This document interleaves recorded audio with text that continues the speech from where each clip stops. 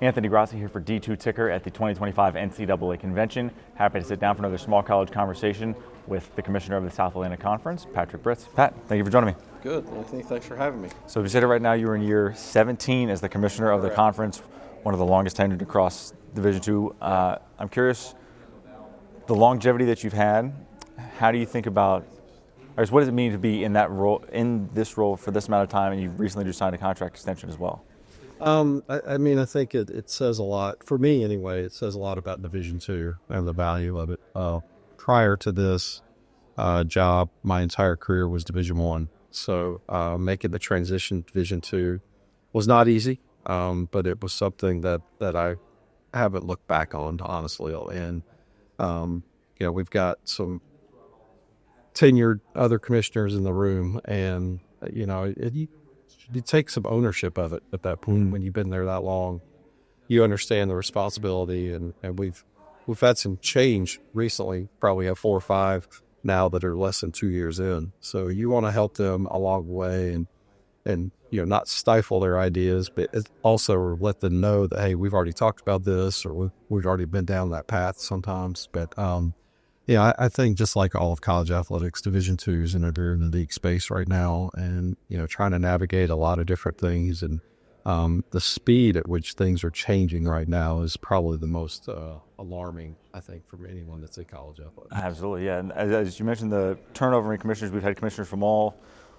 walks of professional life. We've had some be conference people, some from professional sports. We've had kind of a whole mix of people over the last few years. I'm curious you mentioned kind of some of the back and forth you've had with them as they've kind of gotten up to speed, but I'm curious the ideation that they bring to the table. How valuable has that been? The maybe a refresh in perspectives from some new voices. Yeah. I think anytime you get a new person in there, and a lot of our newer commissioners were associate commissioners before they moved into the commissioner role.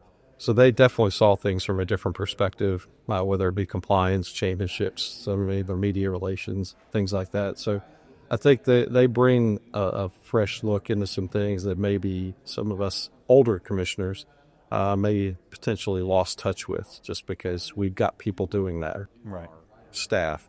And in fact, last year, I'll never forget when I lost a key member of my staff.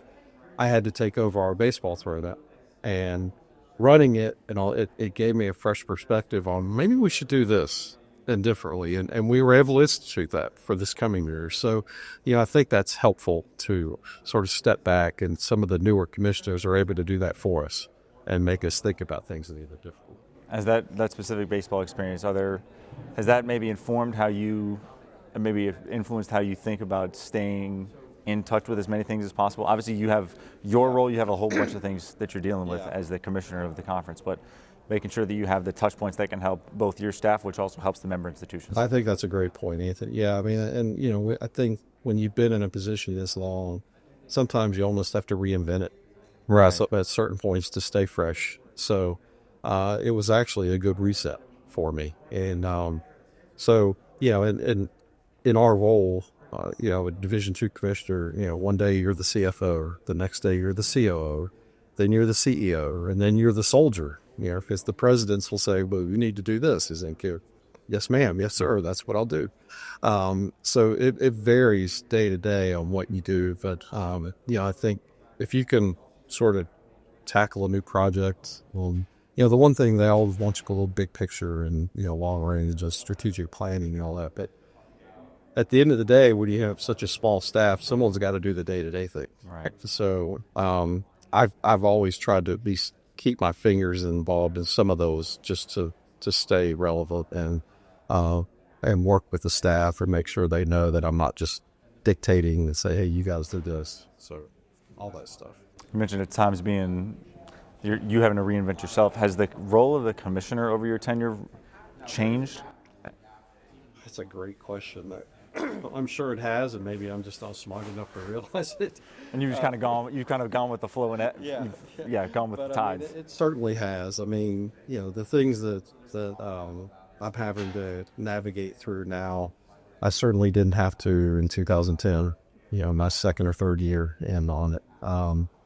The officiating challenges, the video technology, the streaming, There's a lot of stuff that, I mean, that was very minimal at best back when I started in this role, but now it consumes pretty much every discussion.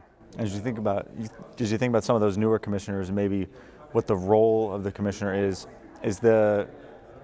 what is the, I guess, optimal path or background for a successful new commissioner today? And I imagine it changes by conference, it changes by membership. There's a ton of variables for that. But, you know, as you mentioned, we've seen a lot of the people come up from within the conference membership or the conference office. But is that the optimal solution given where college athletics is going? Oh, that's a loaded question. I don't know if there's not a set plan, obviously, or a set schedule to get there. To me, the biggest thing, and this is something that I didn't start out with, I've gotten better at it, in my opinion, over the years, is being more adaptable and being able to listen more. And I think as long as you can get along with people, and that's the other thing, in this role, I mean, you've got to get along with so many different types of people. You know, the track coaches are much different than the soccer coaches. And you have to navigate that. And the ADs are much different than the FARs, and you have to navigate that. And the presidents are much different than everybody. So the ability to, you know, listen to those people and, you know, even in your mind, if you're saying this is something that we should be talking about, if they feel like it's important enough for them to bring up to a meeting, then let them have their minute. And so I think that's hard to do. And I think maybe the younger commissioners coming in, or the newer ones, maybe they've got a little bit fresher look at doing stuff like that. To me, people skills is probably the biggest thing. If you've got the people skills, the other stuff you can kind of learn and navigate through. But if you don't have good people skills, it's going to be a challenge. Yeah, that's the foundation for a successful commissioner. You are on management council. I'm curious, as we sit here in Nashville for the 2025 convention, what the areas of focus for the council are? Right now, one of the biggest things is championships and potential bracket expansion for certain sports, and then the selection criteria going away from the regional advisory committees and the national committees being involved in the selection process to being strictly number related, like KPI, the whatever ice hockey calls it. It's the same thing. It's KPI. So that's probably the biggest one that we're talking about right now, which would obviously be a big change for the division. I think the one thing, there seems to be a lot of support for it. So the big thing right now, what we're trying to figure out is how much of a runway do we need to give for the membership if we make this decision to implement some changes they may need to make from a scheduling perspective, or at least let them know. So that's probably the big thing. And the other one that's pretty important right now from a championship perspective is the brackets, and trying to avoid two teams from the same conference playing in the first round. And but do you manipulate the bracket to get to that point? Do you flip a 5 and a 6 to make sure you would do that? And is that fair to the 3 and 4? But they might have to be played. So, and I think you could ask 100 different student athletes and probably get 50-50 on what they would prefer, and coaches for that matter too. So those are two of the big things. Then obviously just the continued, the Palia case is a big one. Even though we haven't dealt with it yet as a division, we're obviously paying very close attention to it and how it could impact us, because we certainly have junior college students at our campuses thus would need to know. For sure. They get an extra year about things like that. So those are probably the big ones. On the selection process, I'm curious if you have a preference between the NCAA Power Index, which your peers at Division III are using, versus KPI. And you mentioned the runway. The Division III folks rolled it out in maybe a more expedited fashion. Yeah. And how much have you learned and maybe leaned on them to say, hey, these were some of the positives that we had, and these were maybe some of the things, if we could do it all over again, we may change? That's a great question. In fact, we've got there's a handful of us that are going to meet with a handful of the Division III commissioners and just get their take on it. Like you just said, the good and the bad. I know that they had a very short runway with it, and it didn't seem to end the world. I didn't hear the whole process was fought in Division III. So maybe we don't need to give that much. And the other thing that I always focus on is the majority of our conferences, such a high percentage of their games are conference games anyway. Right. So you really can't change that. And so you're really talking a very small percentage of your non-conference games that you may want to adjust from a scheduling standpoint. And, you may schedule someone and they might end up not having a good year. And you didn't know that. Right. And it ends up hurting. So there's just so many variables that you can't control. And especially the sports that pretty much all of them now have automatic bids. Whenever coaches or ADs in our conference ask me, well, how do we get in? I'm like, win our tournament. You win our tournament. That's the easiest way. There's the easiest, lowest sweat way to figure it out. Yeah. Exactly. You take the committee out of it. That's how you get it. I'm curious you mentioned obviously the non-conference scheduling seems to be one of the areas we talked to Division III administrators that is an area that can impact your NPI score for Division III folks. And some of the margins between in and out, especially through the fall, have been razor thin. And if you go back and run the math, one game even somewhere else impacted your non-conference score, which impacts your score, which you can do infinite permutations of the math. I'm not going to do it here.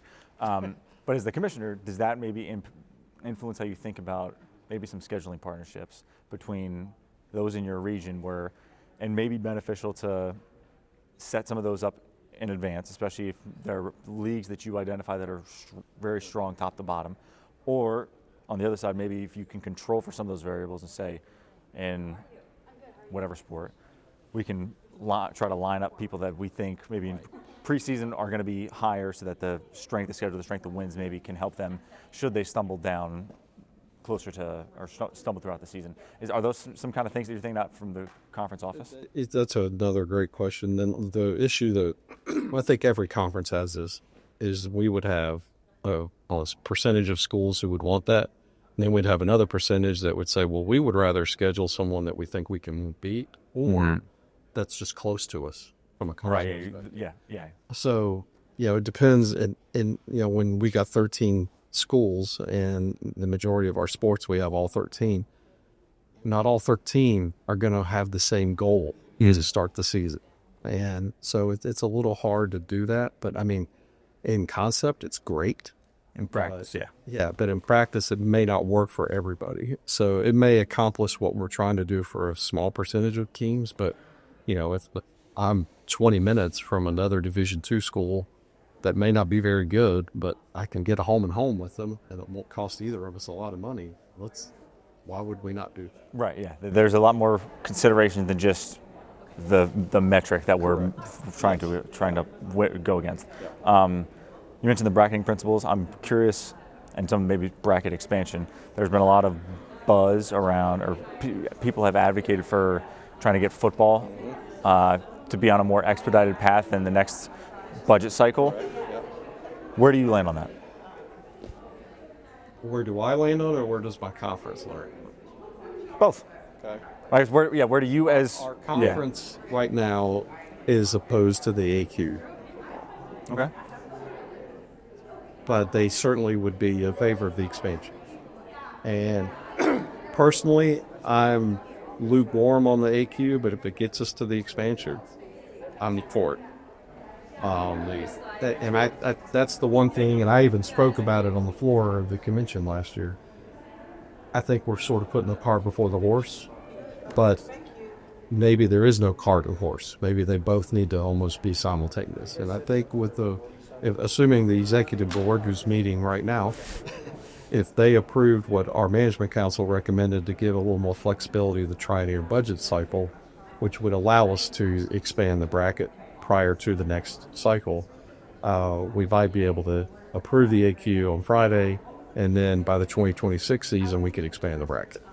And if that happens, then I think everyone will be okay with it, even if you feel like AQ in football doesn't work.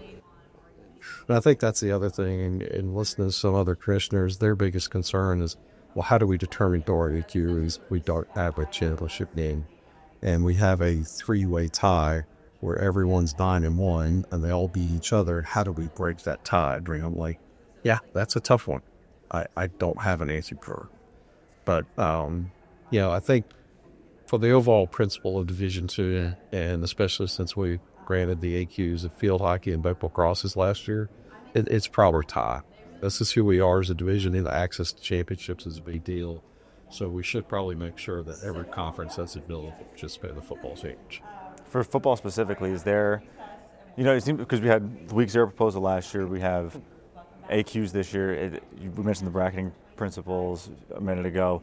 Is there a point where we can kind of come together and kind of hash this out in one spot, in one shot? Because this conversation we had last year in this exact setting was people were either 4-0 with the goal of, in reality, we'd like to back the season up and get 12 as well, and some people were opposed because they thought that was the right way. And there was a lot of conversation of the short-term fix versus the long-term fix. And at one point, I guess, does the division kind of come together, and maybe it's part of the think tank and part of the strategic plan that's in the ideation phase, to say, all right, here's where we think football specifically as one of the larger championships with the larger audience and presence, we can reset and say, here's where we want it to be moving forward. Yes, I think we are potentially there. And one of the other concepts that's being discussed, and you're probably aware of this too, is maybe eliminating Week 0 and then backing the season up one more week and moving the championship to January around the time that FCSG is. If we do that, I think, and the bracket gets expanded, I think everyone would sort of take a breath on football and say, okay, we don't need to mess with this at this point. The only other thing that may be messed with is the MPI versus KPI. Right, which is an important piece, but almost separate piece. Yeah, but it doesn't disrupt the format or the bracket or anything like that. But I think the reason that Week 0 was such a big push was because we were unable to back the season up a week.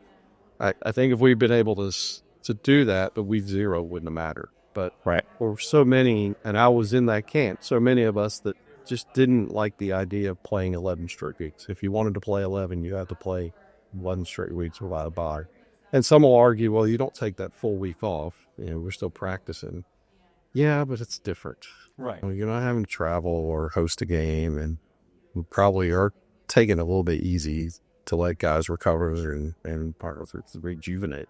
So I get it. But I do think if we can get over that hurdle and move the championship to January, because the other thing, the big thing on that was that it wouldn't be on linear TV.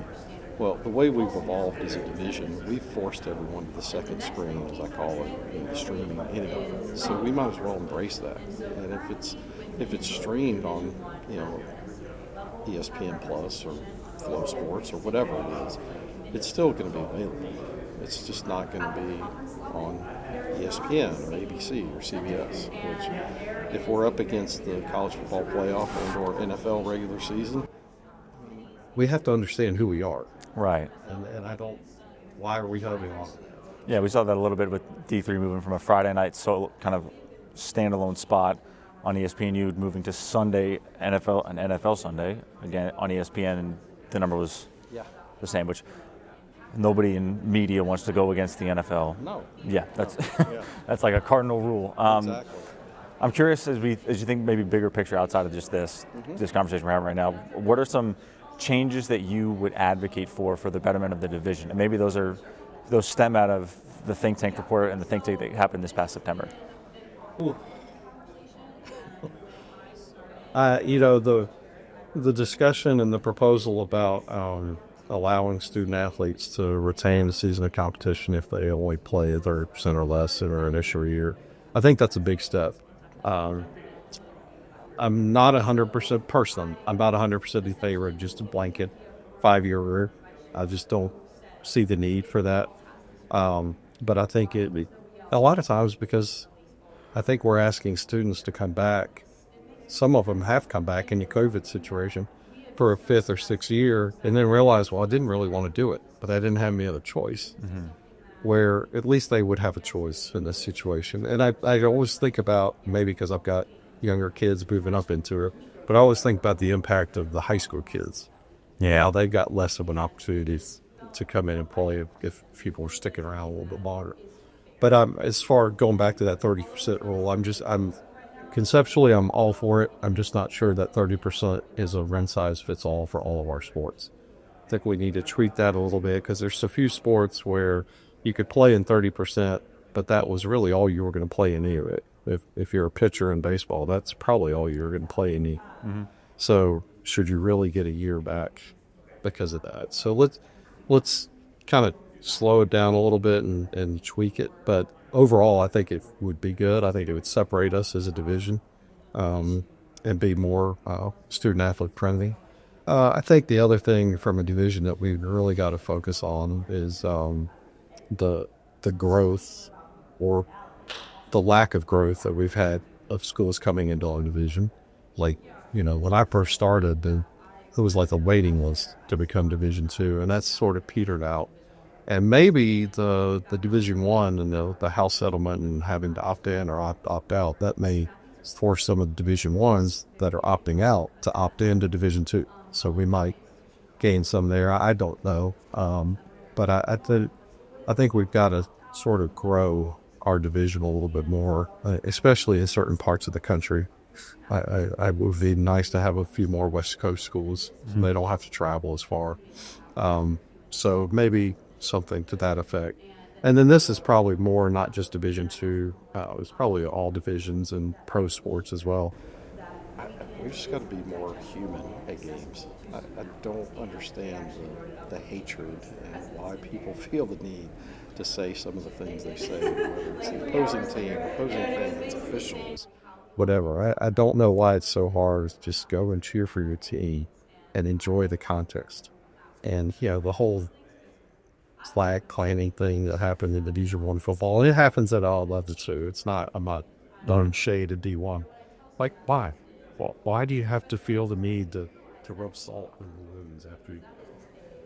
On that specifically, is there, I imagine like fan behavior plays into that, and we've heard some conversations about that. Is that something that the division maybe can or should take a step and say, whether that's, I don't know if they wanted to go as far as like setting some penalties, or maybe there's an initial step you can take before that, but is that a space where maybe the Division II can step in and try to stem that problem? Yeah, there's a AD of Frostburg State who's on our committee, management council, and he brought it up yesterday. And I'm on what's called the Management Council Identity Subcommittee. And we mainly focus on the Make It Yours brand and some other stuff. But the way I'm looking at it, identity, maybe being more focused on sportsmanship or game environment, which is a big focus for Division II, maybe that can be something we can tackle. So I actually talked to a couple of other identity subcommittee members, and on the next meeting, you're going to bring it up. We've tried to do it in our conference. We've tried to be what our presidents like to say, uncommon in the world of sportsmanship. And I do feel like I'm Don Quixote going to Britz's windmills. I don't think it's really making a dent, but we're trying. And we're trying to make sure that, if I'm an opposing team's fan and I come to a game, better home venue, that I'm not going to feel threatened or intimidated. And what we're trying to explain to our student athletes in particular is go and root for your team. You don't have to say a word to the other team. They're going to be intimidated just from the noise and the atmosphere. You don't need to talk to them. And the other thing, I've got two young girls. We all know there's certain things you can say to guys you can't say to girls. And we just need to be more aware of that. And as administrators and leaders, we can't be afraid to tell the student and the student athlete, hey, no, we're not doing that. Right. We're better than that. Just cheer for your team. That's it. What steps is the conference taking to try to stem some of the, curb some of that problem? We've tried to be more engaged. At least I can only speak really at our championship. Right. Our staff has tried to be more engaged with crowd behavior. Like just walk up to them and be like, hey, can you just not stand on the bleachers? Can you not talk to the other team? And just cheer for your team. Can we watch the language? And if there's a spur of the moment call that everyone's like, oh, Okay, but then you made your point. Let it go. 5 minutes later, you still don't need to be going out after the ref about that. So, I mean, we get some funny looks from people, but it's just something that we believe strongly in. And we're trying to lead it from our conference office, and I would hope that some of our schools would take the lead as well, and try to make it happen. But again, we're just trying to not try, as the president said, we're just trying to be uncommon. Yeah, we don't want to be the same. Well, this is how it is now. We don't want to just throw up our hands. Right. I'll get you into this last big topic. Membership stability, or membership in general. There's been a lot of movement across all of college athletics, but you guys have been pretty stable from a membership standpoint. I'm curious what steps you have taken to try to kind of maintain the stability. I think, well, we've been fortunate. I think we've had some good leadership from the president's side. We've been very strategic with the schools we've added in my tenure. We've added them for reasons other than just to add a school. There's been a specific reason or reasons that we've added them. I can't take all the credit at all, but the one thing that I'm very proud of was a conference, and this happened even before I got there. We've never had a school leave for another Division II route. So we've had schools leave to go Division I, or we've had one that actually transitioned to D3. But we've never had one leave our conference to go to another Division II. So we feel good about that. We're a destination conference, I guess. So we feel confident about that. I think we've been great about the sports that we've added, the championship sports. We've tried to make sure that there's some stability there before we add it. He did make a misstep with, he had triathlons, and then a school left, and then another school that we thought was doing that, but I decided not to. So we had gone public and said, will they do it? So we learned from that. So I think we've been good about that. And I think just overall making sure that the schools feel like they're valued. That we don't have favorites. Mm-hmm. Some people accuse us of it, but we really don't. And just make sure that everyone feels valued and they all have a voice and they all have a seat at the table. And I think that's what makes a good conference. I always like when our presidents asked me one time, what do I consider success? I said, success for me is when every single one of our schools, I'm able to hand them a trophy of some sort. I don't care what sport it is or whatever, but all 13 of our schools get some hardware. I think we're doing what we need to do. Absolutely. Patrick, thanks so much for joining me today. Thank you, Anthony.